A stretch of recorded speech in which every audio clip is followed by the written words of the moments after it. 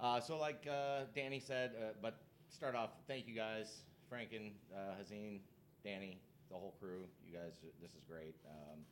I really do enjoy doing these shows a lot better than some of the bigger shows. You get to spend more time with installers, people that have more questions. People are here really to learn instead of what kind of tchotchke stuff I have to give away. But thank you again for inviting us. All right. So just some of the things I'm going to go through today, the background on Roof Tech, where we came from, our railless product, our Mini, which is going to be anybody's outfoot, anybody's rail, a little bit about the Alpha Seal. This is what actually is sealing up our product because there is no sealant required. Some of the applications, and then into some questions. So a lot of people don't understand, they come to me, especially at these shows, I've never heard of Roof Tech. Are you guys a new company? But we're actually not. We're a very old company, or not very old, but old for the solar area. We started, our parent company, Yanagiken, started in Japan back in 1968 as roofers. And we slowly transitioned from roofers into roofing manufacturers. We started off doing any kind of roofing clip, any kind of attachment you would have on a roof. That's where it was coming from. It was coming from Yanagiken. And then in the early 90s, slowly transitioned that into the solar realm. So in the early 90s, and 1994 is actually when we started bringing it to North America.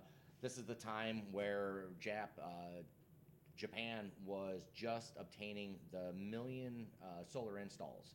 This is something that California just achieved maybe a handful of years ago, but we did this back in 1994. This is with a lot of help from us. We had about 70 to 80% of the market share. That's kind of changing and evolving. The ICC, this is the International Code Council. This is a very tough certificate to achieve. It's very expensive, but this is something that not a lot of racking companies, I would say we're one of the only racking companies out there that we have the ICC approval.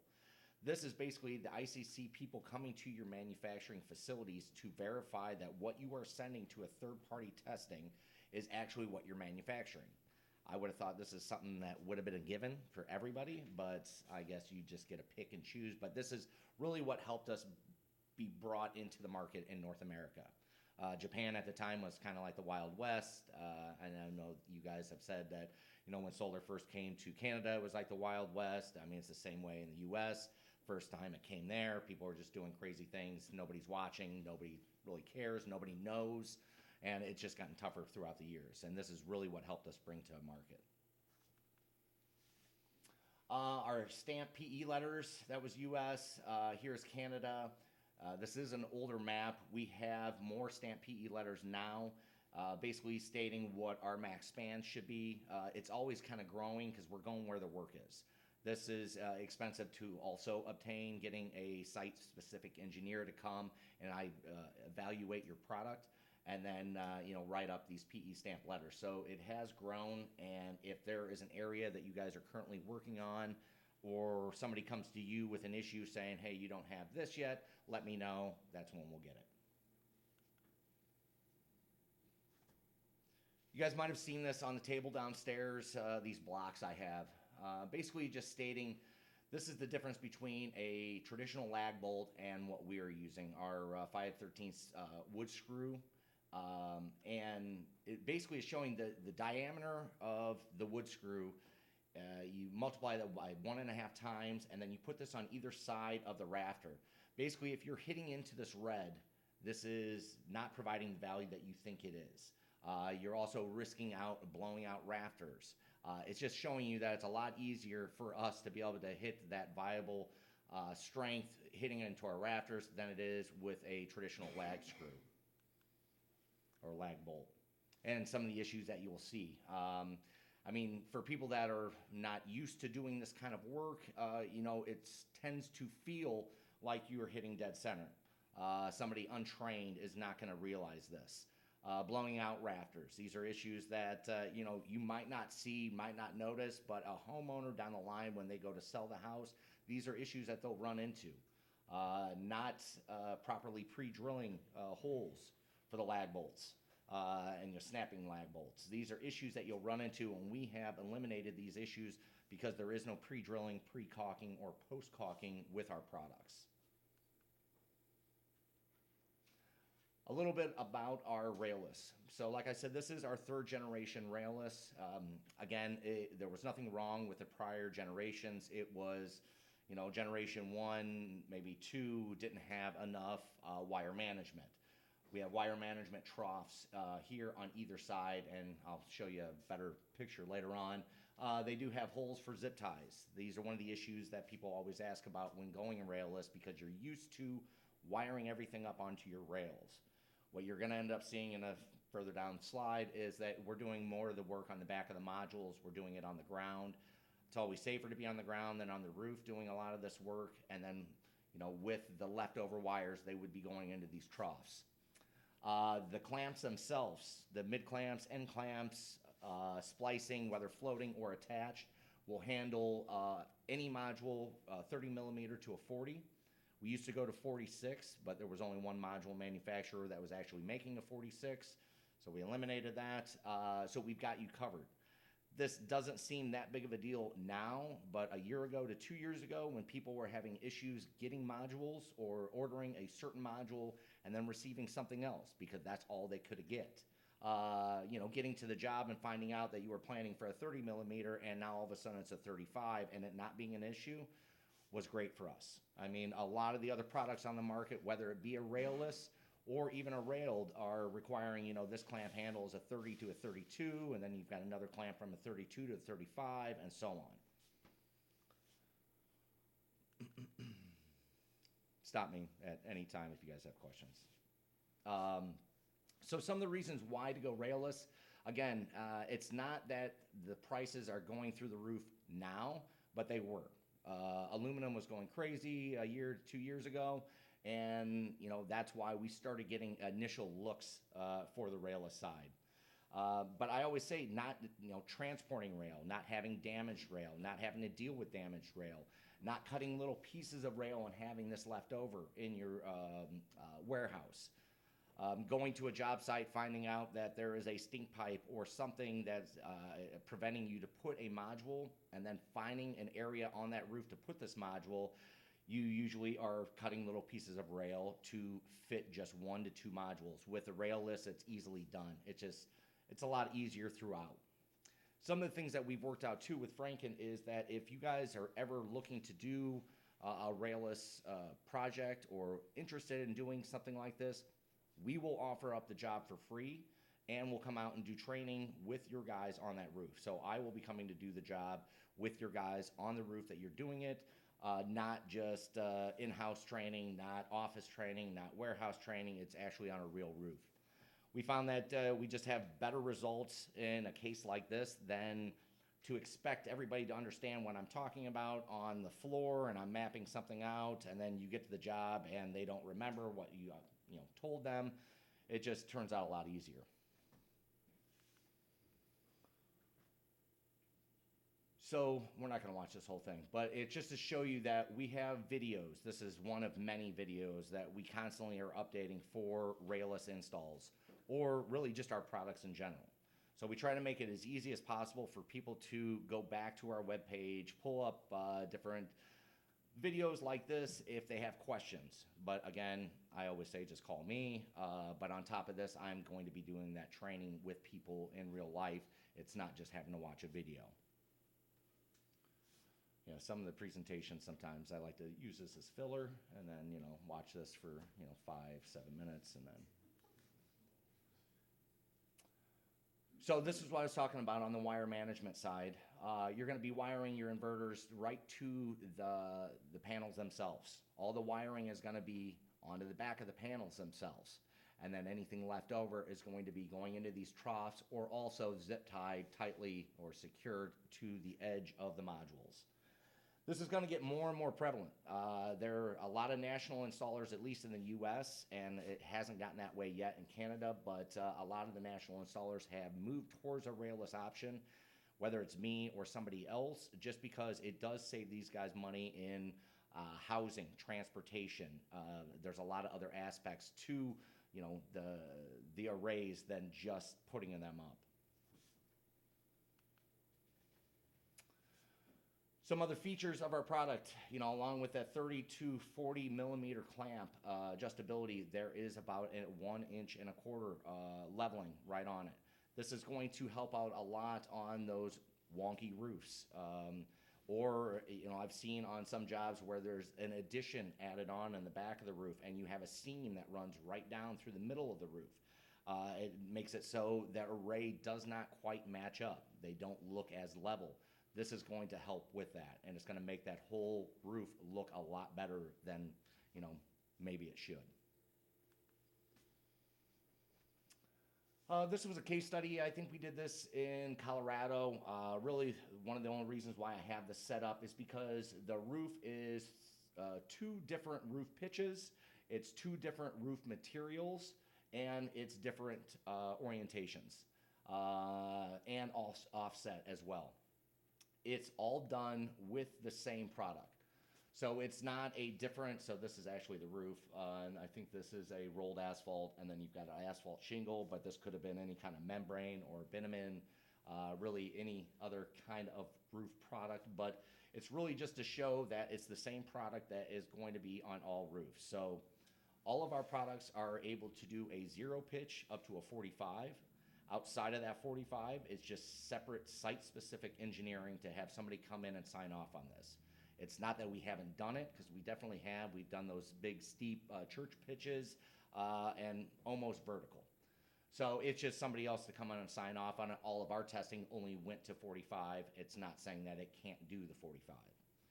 And so on the roofs too, the roof material themselves, we can handle really any kind of roof material except for PVC vinyl, which is more of a commercial application. I don't see it being used that much anymore. It's pretty expensive. But and then wood shake and clay tile. And obviously clay tile, not a lot up in Canada. And wood shake, I don't know if you guys run into it a lot, but what we're running into more and more are these comp shingles. Shingles that are made to look like a wood shake shingle, and they might be made out of rubber, or a metal shingle that's made to look like just traditional shingles. So we're always changing this and adding different parts and pieces, because with our product, especially with these metal shingles, we can install on metal, but these shingle pieces, they have a big air void and air gap. And the way we install, we cannot have an air gap in between our base, the material it's on, and then the structure. So it would not be a watertight seal. So I tell people all the time, if you have questions, if you have a roof that you're worried about, you want to know whether or not we can be installed on, let me know. I'll be the first one to tell you, yes or no. I'm not looking to sell one job and have you guys get screwed over. It's more of like, I'd much rather you guys have a sealed roof, or make sure that you're not voiding any kind of warranties on that roof. Along with the railless, this is a SDS screw self-tapper on the side. It just increases the strength, or really increases our spans.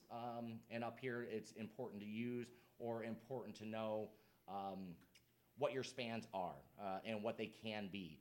And we help you achieve longer spans with the screw. Another option of our railless is on our webpage. We have a Apex estimator. This is basically going to issue or print out a bill of material. So you get online, you pick a blank page. I don't know why we still show a Google map, and you put in the criteria for the job. So it's roof pitch, roof material, module width, length, and basically at the end, you can also draw out your array. You can see here. You're able to do 6 arrays per roof, or 6 arrays per job, to have them all be on one. Usually it's not needed, but it will issue you what you need for this job. This is stuff that I can give training to at any time, run people through, give them access to, and then that way when you're giving it to a Franken, you know exactly what you need for this roof. And you're not just overbuying or buying parts and pieces, because I think it's like the last job, it will be site specific. So the engineering report at the end that comes out, it's going to tell you your max spans. This way you guys can file all this information. You have any kind of issues that come down the line, people want to know how you obtained what, how you laid this out, you can come back to these.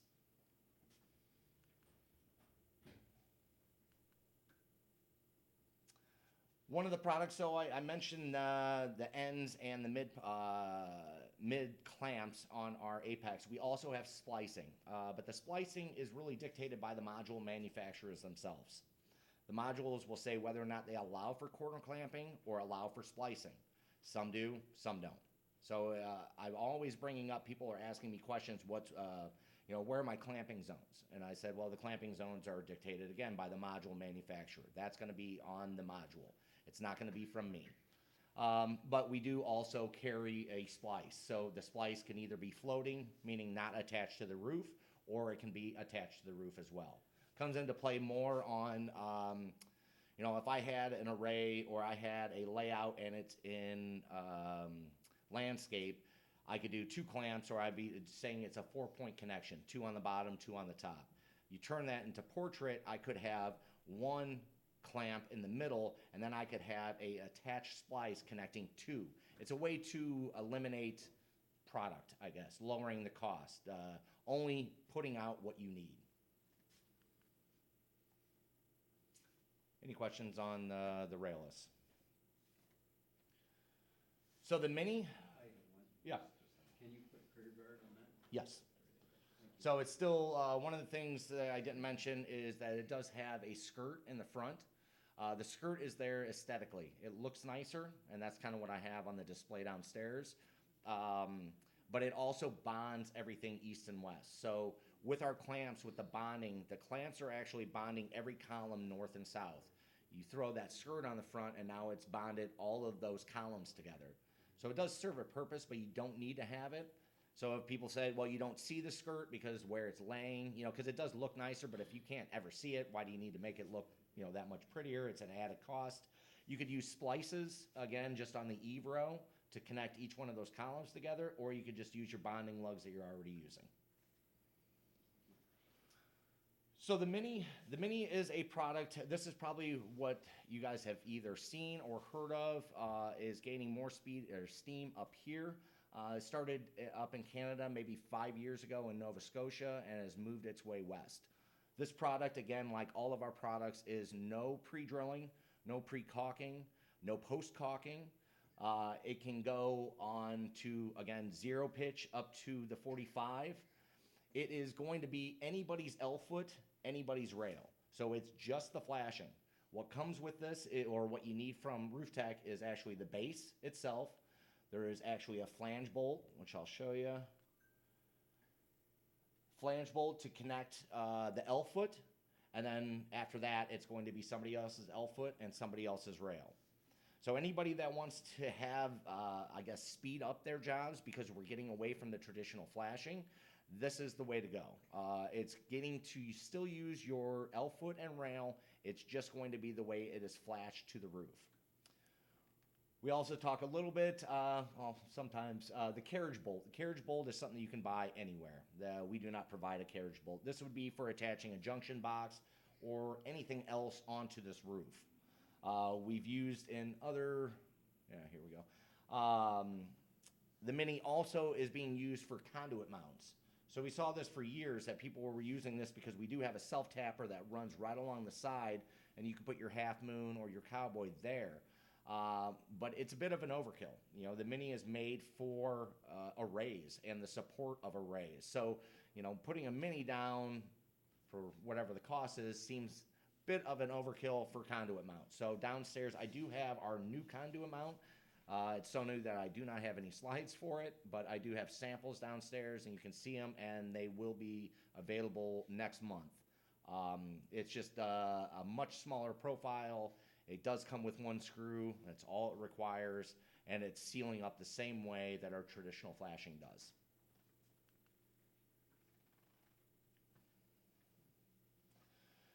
So like I mentioned too, this is a rafter attachment.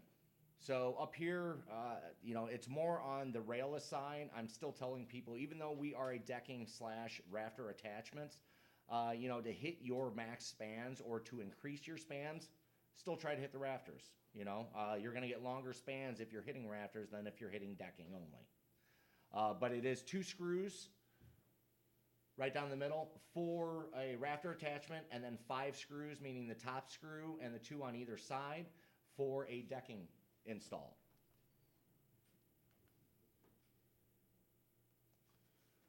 So I talk about the rafter install and a decking install. We also have a combination where you can go rafter, deck, and then we also have what is called a hybrid or offset install.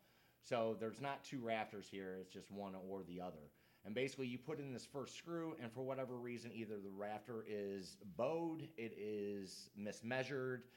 I've been on some jobs in Nova Scotia where it went 16 inches, then it went 22 inches, then went 18 inches. It was kind of all over the place. I found rafters that seemed to be about 8 to 10 inches thick. Come to find out, that was the exterior wall. They had an addition. It was stuff that I just didn't know. You're out there, you're hammering around, and I'm like, this rafter is 10 inches wide. But what we do is, so the width of our attachment here, we're giving you 3 shots at it. You put in this first screw and it doesn't hit, add the other 4 screws as a decking install, and more times than not, you're going to hit the rafter on either the left or the right. And we do have the engineering to back this up to show what the strength and the value is by hitting it on the sides and not the dead center of it. So really, I'm telling people, I'm giving you 3 shots. If you can't get within 3 inches of hitting that rafter, maybe we should try to, either measure again, break out the hammer. However you're finding your rafters, do it again.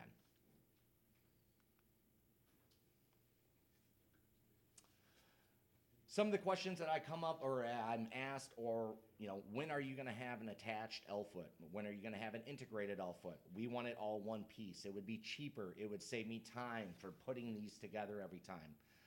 That was questions that I would ask my own guys all the time. When are we going to do this is what people want. And come to find out, we'll never do this.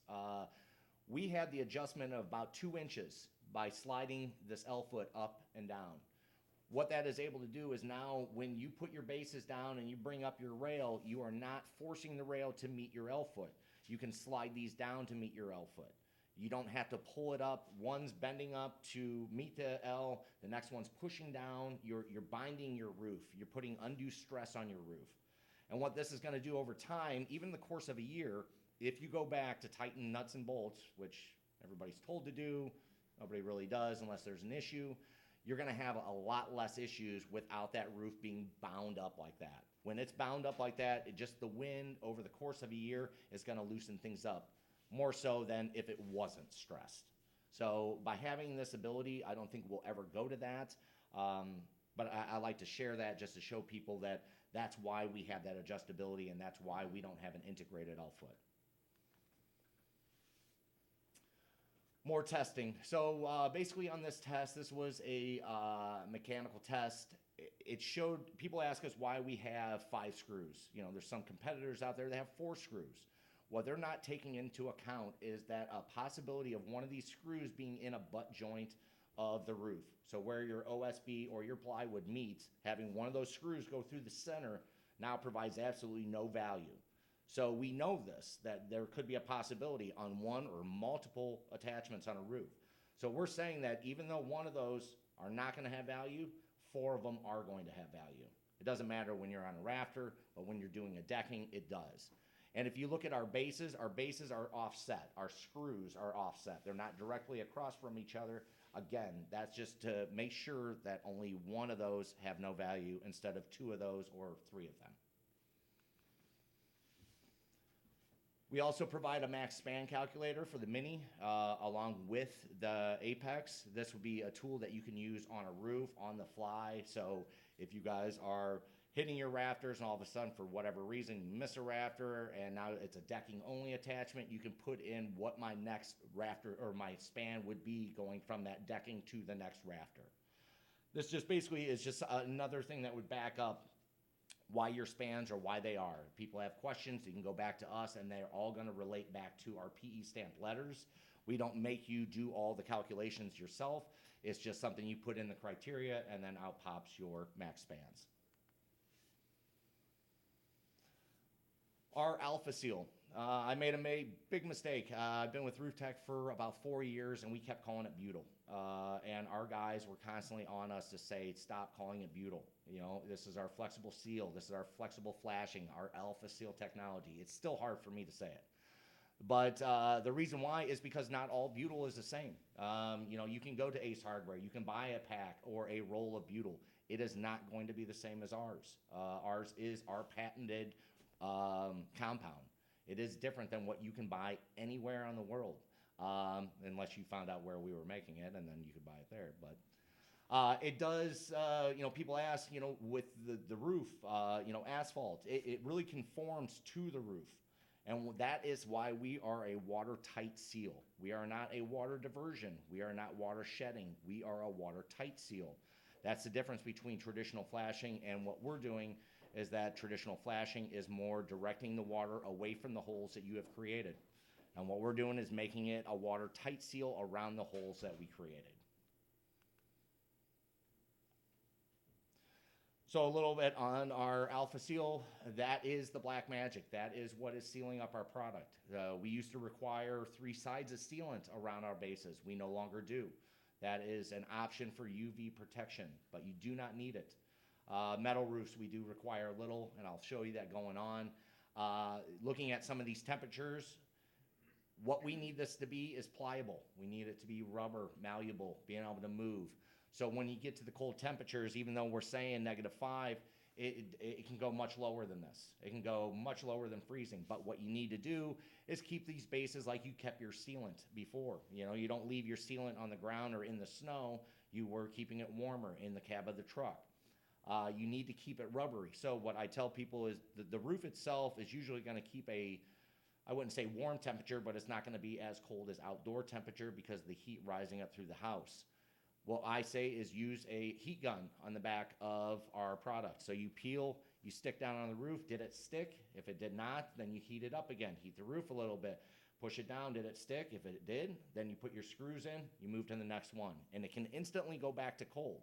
It just needs to be rubbery to fill in that void of that screw when you're putting it onto the roof.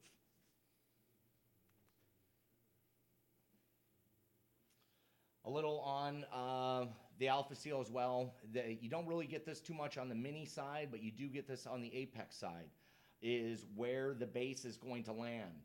So the base is going to land right on this square, and it's in between all these different shingle courses. There's a few different options. If it's beauty tabs, you can cut the beauty tabs off.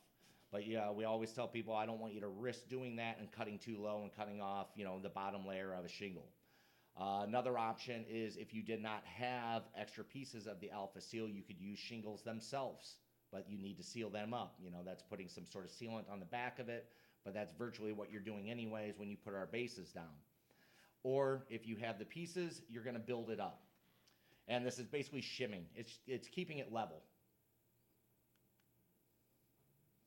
Some of the reasons why we've gone this way and not the traditional flashing, I've told people downstairs, and I constantly tell them, the traditional flashing is more of an art form.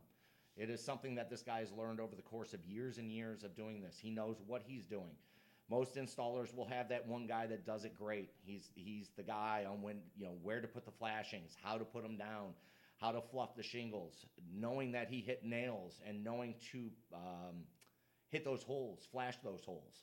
I mean, I would say 99% of leaks that happen on roofs are going to come from unflashed pilot holes or unflashed holes that you have created on this roof to try to put this flashing down.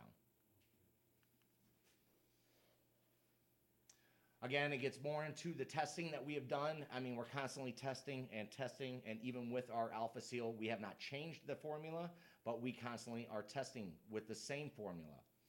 So this is a test basically along the left-hand side here. It is our bases wrapped in sealant. And it's basically showing you that the sealant is all cracked up after 7,500 hours. With our product, it does change a little bit in color, but it is still rubber. It's still malleable. We have a 25-year warranty on our product here, as well as all of our products on top of our Alpha Seal.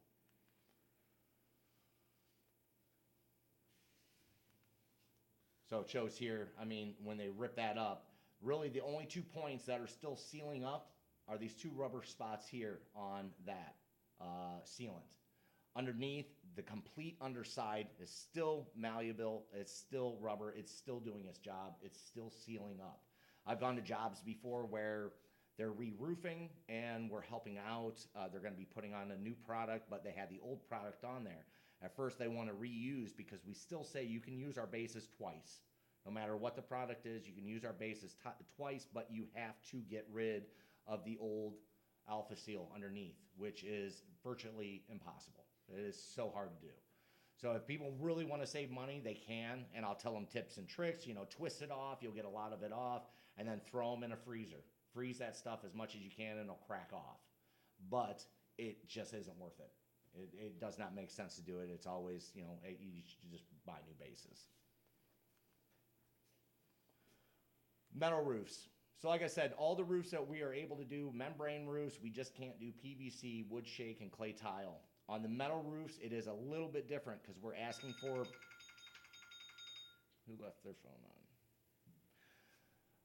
You have to pre-tap holes. So it's not just a peel and stick on a metal roof. It's a peel stick. You take a hole, or not a hole punch, but a nail set and pop a hole through that metal.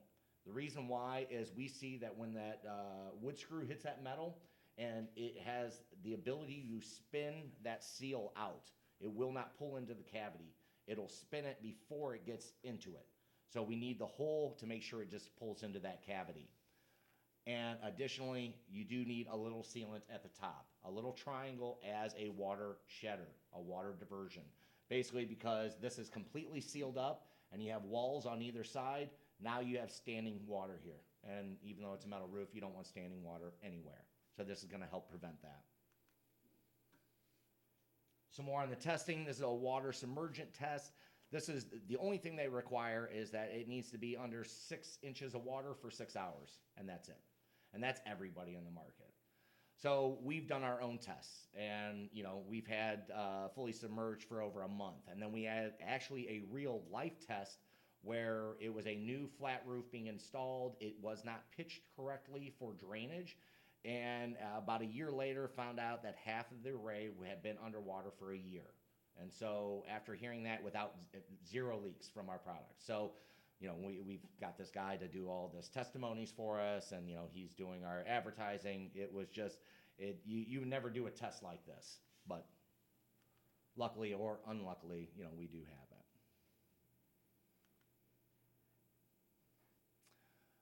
Again, more on the sealant and testing for the water. We used to do this at trade shows where we would put the fish in there and we'd fill it up. We would we'd show people installing our product in water. And I don't know how PETA found out, but they did and contacted us and said we can no longer do this, or we were going to be brought up on charges. It was crazy. But so we still do it. We do it without the fish. And what we'll do is back out some of the screws halfway to show you that you back it all the way out. You'll see drip, drip, drip over here. You put it just halfway in, just a few threads and our sealant, our alpha seal, and it will seal it up. All the resource documentation we have online, that's from installation guides to the videos I talk about, our PE stamped letters, everything. Our max span calculator, our estimator, everything is online. You have any questions, you can let me know. I always, leave a little bit at the end for, safety first. I've been to a lot of jobs. Unfortunately, I always kind of mimic what I'm, on the job with or what the guys are doing. So if they're not tied off, I'm not tied off, which I know I shouldn't, but it prevents me from having a lot of good pictures because I can't take any of the pictures without them having fall safety protection on. So I try to tell everybody, make sure you put it on.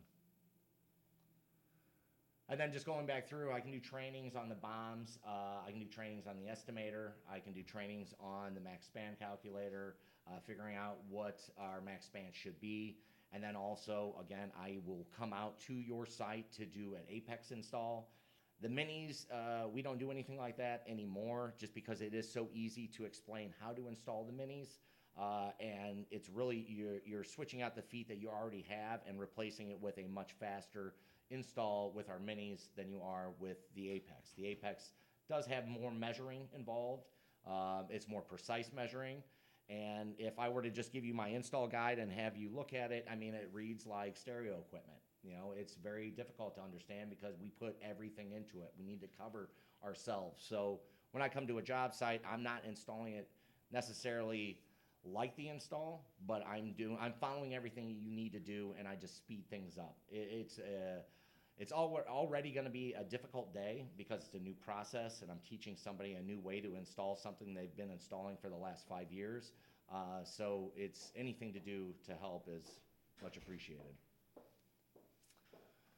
Again, more on the different training options. This is a torch down roof. I show some of the different pictures because, again, we can install on anything, the TPO or bitumen, so any of the membrane roofs. What I do have to stress, though, is when you have a question about a roof, I always say, you know, call me, ask me, let me know, because I will find out. I'll be the first one to say there's a better option out there. You know, people will get used to using our minis or our Apex and want to use us for everything. And I'm not everything. I'm not even like just a niche, but it's, you know, like a TPO. We're able to be installed on TPO, but at the same time, if there is insulation underneath the TPO and then the structure, we are not you know, you would not want to install us on this. You know, people get used to using us. They know and trust us. They like the fact that it doesn't leak and they don't have to do pre-drilling. But at the same time, they want to cut a hole into the TPO, install us on the bottom, and then backfill it with a Chemlink or something. It's like, there's products out there that are made for this. You know, you should use their products, not just force us into every situation. So I'll be the first one to tell you, you know, it's not a good idea or we're not a good fit. So if anybody ever has questions, just let me know. Again, I went through the metal roofs. I'll say, yes, we're able to install on metal roofs, but standing seam, no. You shouldn't penetrate standing seam. Use somebody like an S5 or use somebody that's got those clips for a standing seam roof. Leaks. We do have calls occasionally. So, you know, I've got a slide where we've got, you know, 250 million penetrations worldwide. And yes, that is every single hole that we've put down, but the number sounds better if you count them all. And to say that we have 0 leaks, people kind of scoff at that and laugh. And it's, of course, we have calls, but every time it's a user error. I would say the number one is installing a base, realizing they installed it in the wrong area, and then pulling it up and moving it.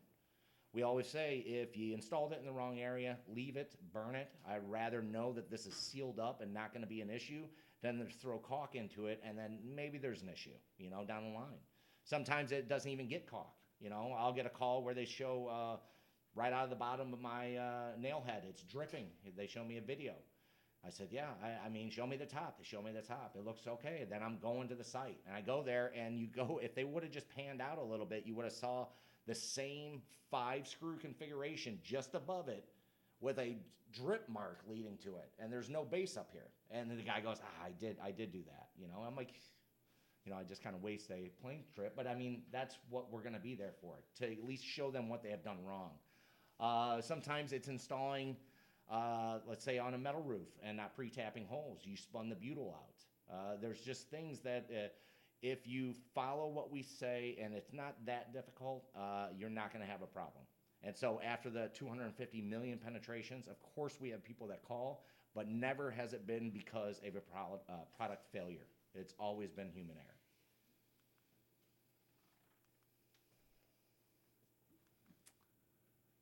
And I think that's about it. Try to go through it a little quicker than usual. Just kind of hungry. But if you guys have any questions, want to see the product, I do have samples downstairs. If your installers aren't here, I can provide you with samples, just so they can kind of, it helps nitpick or, you know, pull out questions or, you know, hey, hand it to your installers, you know, tell me what they think. So, good.